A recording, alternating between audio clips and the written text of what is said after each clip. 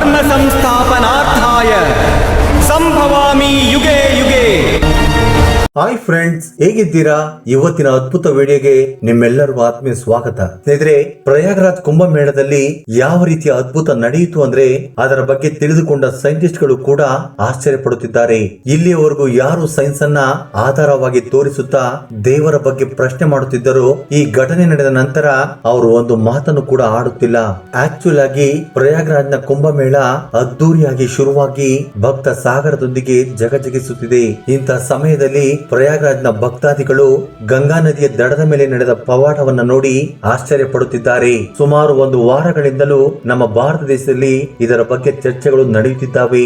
ನಮ್ಮ ದೇಶದಲ್ಲಿನ ದೊಡ್ಡ ದೊಡ್ಡ ಸೈಂಟಿಸ್ಟ್ ಗಳು ಈ ಘಟನೆ ನಡೆದ ನಂತರ ಕುಂಭಮೇಳದಲ್ಲಿ ಕಾಣಿಸಿಕೊಳ್ಳುತ್ತಿದ್ದಾರೆ. ಸೈಂಟಿಸ್ಟ್ ಗಳು ಕೂಡ ಆಶ್ಚರ್ಯ ಪಡುವಂತೆ ಈ ಘಟನೆ ನಡೆಯಿತು. ಹಾಗಿದ್ರೆ ಆ ಅದ್ಭುತ ಏನು ಎಂಬುದನ್ನ ಈ ವಿಡಿಯೋದಲ್ಲಿ ಪೂರ್ತಿಯಾಗಿ ತಿಳಿದುಕೊಳ್ಳೋಣ ಬನ್ನಿ. ಅದಕ್ಕಿಂತ ಮೊದಲು ನಿಮ್ಮಲ್ಲೊಂದು ಸ್ಮಾಲ್ ರಿಕ್ವೆಸ್ಟ್, ಪ್ರಯಾಗ್ರಾಜ್ ನ ಕುಂಭಮೇಳದ ಅದ್ಭುತವಾದ ಸಮಯದಲ್ಲಿ ಮಹಾಶಿವನ ಕೃಪಾ ಕಟಾಕ್ಷವನ್ನ ಹೊಂದಲು ಓಂ ನಮಃ ಶಿವ ಎಂದು ಕಮೆಂಟ್ ಮಾಡೋ ಮೂಲಕ ನಿಮ್ಮ ಕೃತಜ್ಞತೆಯನ್ನ ತಿಳಿಸಿ.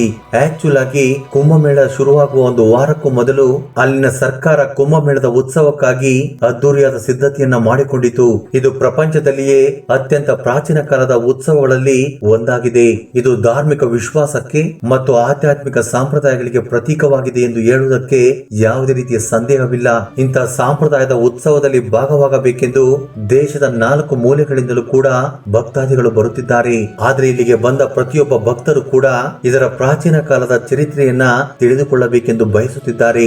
ಈ ಕುಂಭಮೇಳದ ಇತಿಹಾಸ ಸುಮಾರು 850 ವರ್ಷಗಳ ಕಾಲದ್ದು. ಇದನ್ನು ಮೊದಲಿಗೆ 8ನೇ ಶತಮಾನದಲ್ಲಿ ಆದಿಶಂಕರರು ಹಿಂದೂಗಳ ಸಂಪ್ರದಾಯವನ್ನು ರಕ್ಷಣೆ ಮಾಡುವುದಕ್ಕೆ ಈ ಉತ್ಸವವನ್ನ ಶುರು ಮಾಡಿದರು. ಆದರೆ ಕೆಲವರ ಪ್ರಕಾರ ಸಮುದ್ರ ಮಂಥನಕ್ಕೂ ಮೊದಲೇ ಈ ಆಚಾರ ಶುರುವಾಗಿತ್ತು ಎಂದು ಹೇಳುತ್ತಾರೆ. ನಮ್ಮ ಪುರಾಣಗಳಲ್ಲಿ ಹೇಳಿರುವ ಪ್ರಕಾರ ದೇವತೆಗಳ 12 ವರ್ಷಗಳ ಸಮಯ ನಮ್ಮ ಭೂಮಿಯ ಮೇಲೆ 144 ವರ್ಷಕ್ಕೆ ಸಮವೆಂದು ಗೊತ್ತಾಯಿತು. ಇದರ ಪ್ರಕಾರ 144 ವರ್ಷಕ್ಕೆ ಒಂದು ಸಾರಿ ಸ್ವರ್ಗದಲ್ಲಿಯೂ ಕೂಡ ಈ ಕುಂಭಮೇಳ ನಡೆಯುತ್ತದೆ. ಆದ್ದರಿಂದ ಆ ಸಮಯದಲ್ಲಿಯೇ ಭೂಮಿಯ ಮೇಲೆ ಮಹಾಕುಂಭಮೇಳವನ್ನ ನೆರವೇರಿಸುತ್ತಾರೆ. ಈ ಮಹಾಕುಂಭಮೇಳವನ್ನ ನೆರವೇರಿಸುವುದಕ್ಕೆ ಪ್ರಯಾಗ್ರಾಜ್ ನನ್ನ ಆಯ್ಕೆ ಮಾಡಿಕೊಂಡರು. ಆಕ್ಚುಲ್ ಆಗಿ ನಮ್ಮ ಭಾರತ ದೇಶದಲ್ಲಿ ಹರಿದ್ವಾರ್, ನಾಸಿಕ್, ಪ್ರಯಾಗ್ರಾಜ್ ಮತ್ತು ಉಜ್ಜಯಿನಿಯಲ್ಲಿ ಕುಂಭಮೇಳ ನಡೆಯುತ್ತದೆ. ಪ್ರತಿ 3 ವರ್ಷಕ್ಕೆ ಒಂದು ಸಾರಿ ಒಂದೊಂದು ಸ್ಥಳದಲ್ಲಿ ಈ ಕುಂಭಮೇಳ ನಡೆಯುತ್ತದೆ.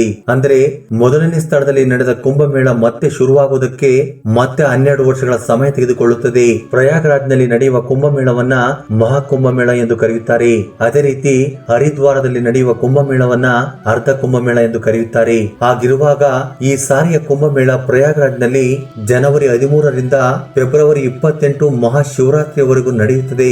45 ದಿನಗಳ ಕಾಲ ಭಕ್ತಾದಿಗಳು ಎಲ್ಲರೂ ಕೂಡ ಈ ಉತ್ಸವದಲ್ಲಿ ಮುಳುಗಿ ಹೋಗುತ್ತಾರೆ. ಈ ಉತ್ಸವದಲ್ಲಿ ಪಾಲ್ಗೊಳ್ಳಲು ಭಾರತೀಯ ಭಕ್ತರು ಮಾತ್ರವಲ್ಲದೆ ದೇಶ ವಿದೇಶಗಳಿಂದಲೂ ಕೂಡ ಶಿವ ಭಕ್ತರು ಆಗಮಿಸುತ್ತಿದ್ದಾರೆ. ಏಕೆಂದರೆ ವಿದೇಶಗಳಲ್ಲಿಯೂ ಕೂಡ ಈ ಕುಂಭಮೇಳಕ್ಕೆ ತುಂಬಾ ಪ್ರಾಧಾನ್ಯತೆ ಇದೆ.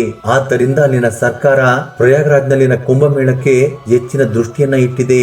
ಯಾರು ಇಲ್ಲಿನ ಗಂಗಾ, ಯಮುನಾ ಮತ್ತು ಸರಸ್ವತಿಯ ಸಂಗಮದ ಬಳಿ ಸ್ನಾನ ಮಾಡುತ್ತಾರೋ ಅವರ ಪಾಪಗಳೆಲ್ಲವೂ ತೊಲಗಿ ಹೋಗುತ್ತವೆ ಎಂಬುದು ಭಕ್ತರ ನಂಬಿಕೆಯಾಗಿದೆ. ಇಲ್ಲಿನ ಸರ್ಕಾರ ಈ ವಿಷಯವನ್ನ ಮುಂದೆ ಇಟ್ಟುಕೊಂಡು ಈ ನದಿಯನ್ನ ಶುಚಿಗೊಳಿಸುವುದಕ್ಕೆ ಶುರು ಮಾಡುತ್ತದೆ.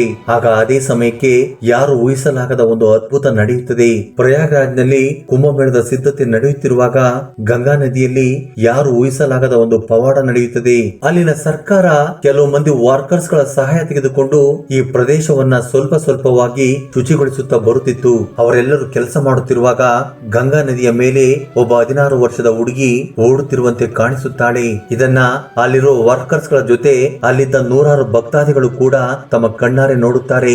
ಅಸಲಿಗೆ ಆ ಹುಡುಗಿ ಯಾರು, ಹೇಗೆ ಗಂಗಾ ನದಿಯಲ್ಲಿ ನಡೆಯುತ್ತಿದ್ದಾಳೆ ಎಂದು ಪ್ರತಿಯೊಬ್ಬರು ಕೂಡ ಆಲೋಚನೆಯಲ್ಲಿ ಬೀಳುತ್ತಾರೆ. ಮಹಾಶಿವನ ಆಶೀರ್ವಾದವಿದ್ದರೆ ಮಹಾಸಾಗರವನ್ನು ಕೂಡ ದಾಟಬಹುದು ಎಂದು ಎಲ್ಲರೂ ಅಂದುಕೊಳ್ಳುತ್ತಾರೆ. ಎಷ್ಟೋ ದುಡ್ಡನ್ನು ಖರ್ಚು ಮಾಡಿದರೂ ಕೂಡ ಆಗದ ಕೆಲಸಗಳು ಕೇವಲ ಮಹಾಶಿವನ ಹೆಸರನ್ನ ನೆನಪು ಮಾಡಿಕೊಂಡ ತಕ್ಷಣ ಆ ಕೆಲಸಗಳು ನಡೆಯುತ್ತವೆ ಎಂದು ಅವರೆಲ್ಲರೂ ಭಾವಿಸುತ್ತಾರೆ. ನಿಜ ಹೇಳಬೇಕು ಅಂದ್ರೆ ಆ ಗಂಗಾ ನದಿಯ ಮೇಲೆ ನಡೆಯುತ್ತಿರುವ ಹುಡುಗಿ ಹುಡುಗಿಯ ಹೆಸರು ಮೀನಾಕ್ಷಿ.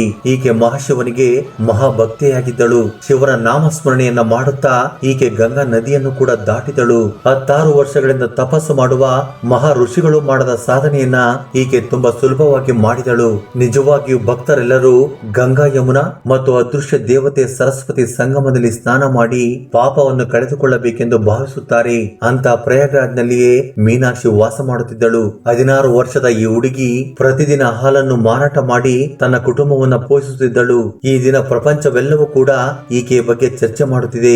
ಈಕೆಗೆ ಮಹಾಶಿವನ ಮೇಲೆ ಎಷ್ಟೊಂದು ಭಕ್ತಿ ಇದೆ ಅಂದ್ರೆ ತಾನು ಬಾಲ್ಯದಿಂದಲೂ ಕೂಡ ಮಹಾಶಿವನನ್ನು ಪೂಜಿಸುತ್ತಿದ್ದಳು. ನಂತರ ಗಂಗಾ ನದಿಯನ್ನು ಕೂಡ ಪೂಜೆ ಮಾಡುತ್ತಿದ್ದಳು.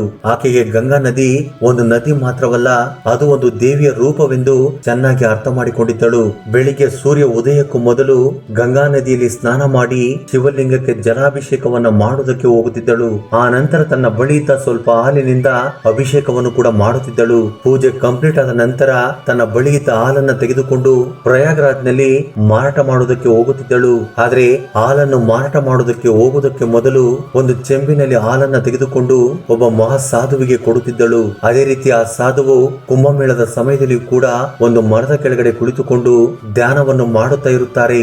ಮೀನಾಕ್ಷಿ ಹಾಲನ್ನು ಮಾರಾಟ ಮಾಡುವ ಸಮಯದಲ್ಲಿ ಕೂಡ ಮೊದಲಿಗೆ ಶಿವನಾಮ ಸ್ಮರಣೆಯನ್ನ ಮಾಡುತ್ತಿದ್ದಳು. ಅವಳು ಚಿಕ್ಕಂದಿನಿಂದಲೂ ಎಲ್ಲ ಮಕ್ಕಳ ಹಾಗೆ ಆಟಗಳ ಕಡೆ ಗಮನ ಕೊಡದೆ ಶಿವನ ಭಕ್ತಿಯಲ್ಲಿ ಲೀನವಾಗಿದ್ದಳು. ಒಂದು ಸಾರಿ ಮೀನಾಕ್ಷಿ ಆ ಮಹಾಸಾಧುವಿಗೆ ಹಾಲನ್ನ ಕೊಡುವುದಕ್ಕೆ ತುಂಬಾ ತಡವಾಗಿ ಹೋಗುತ್ತಾಳೆ. ಆಗ ಆ ಮಹಾಸಾಧು ಮಾತನಾಡುತ್ತಾ, ಮೀನಾಕ್ಷಿ, ಇಂದು ಏಕೆ ಇಷ್ಟೊಂದು ತಡವಾಯಿತು? ನಾನು ನಿನಗೋಸ್ಕರ ತುಂಬಾ ಸಮಯದಿಂದ ಎದುರು ನೋಡುತ್ತಿದ್ದೇನೆ ಎಂದು ಆ ಮಹಾಸಾಧು ಹೇಳುತ್ತಾರೆ. ಸ್ವಾಮಿ, ಈ ದಿನ ನಾನು ಹಾಲನ್ನ ಮಾರಾಟ ಮಾಡುವುದಕ್ಕೆ ಬೇರೆ ಊರಿಗೆ ಹೋಗಿದ್ದೆ. ಆದ್ರೆ ಆ ಸಮಯದಲ್ಲಿಯೇ ಗಂಗಾ ನದಿಯ ನೀರಿನ ಸ್ಥಾಯಿ ತುಂಬಾ ಹೆಚ್ಚಾಗಿ ಹೋಗಿತ್ತು. ಆ ನೀರಿನ ಮಟ್ಟ ಕಡಿಮೆಯಾಗುವವರೆಗೂ ನಾನು ಅಲ್ಲೇ ಕಾಯಬೇಕಾಯಿತು.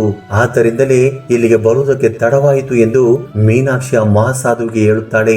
ಇದನ್ನು ಕೇಳಿದ ಮಹಾಸಾಧು ಮಹಾಶಿವನ ಹೆಸರನ್ನ ನೆನಪು ಮಾಡಿಕೊಂಡು ಮಹಾಸಾಗರವನ್ನೇ ದಾಟಬಹುದು, ನೀನು ಆ ಒಂದು ನದಿಯನ್ನ ದಾಟಲಾಗದೆ ಹೋದೆಯಾ ಎಂದು ಪ್ರಶ್ನೆ ಮಾಡುತ್ತಾರೆ. ಆ ನಂತರ ಮೀನಾಕ್ಷಿ ಅಲ್ಲಿಂದ ಹೊರಟು ಹೋಗುತ್ತಾಳೆ. ಆದ್ರೆ ಆ ಮಹಾಸಾಧು ಹೇಳಿರುವ ಮಾತು ಮೀನಾಕ್ಷಿಯ ಮೇಲೆ ಎಷ್ಟೊಂದು ಪ್ರಭಾವ ಬೀರಿತು ಅಂದ್ರೆ ತುಂಬಾ ಸಮಯದವರೆಗೂ ನಿಜವಾಗಿಯೂ ಈ ರೀತಿ ನಡೆಯಲು ಸಾಧ್ಯವಾ? ನಿಜವಾಗಿಯೂ ಆ ಭಗವಂತನು ಈ ನದಿಯನ್ನು ದಾಟುವುದಕ್ಕೆ ಸಹಾಯ ಮಾಡುತ್ತಾರೆ ಎಂದು ಆಲೋಚನೆ ಮಾಡುತ್ತಿರುತ್ತಾಳೆ. ಆಗಿರುವಾಗ ಇದು ನಡೆದ 2 ದಿನಗಳ ನಂತರ ತುಂಬಾ ಮಂದಿ ಭಕ್ತರು ಪ್ರಯಾಗ್ರಾಜ್ನಲ್ಲಿ ನಡೆಯುವ ಕುಂಭಮೇಳವನ್ನು ನೋಡುವುದಕ್ಕೆ ಧಾವಿಸಿ ಬರುತ್ತಿದ್ದಾರೆ. ಅಲ್ಲಿನ ಭಕ್ತರು ಮತ್ತು ಸಾಧುಗಳು ಅಲ್ಲಿನ ವಾತಾವರಣವನ್ನ ಮತ್ತಷ್ಟು ದಿವ್ಯವಾಗಿಸಿದರು.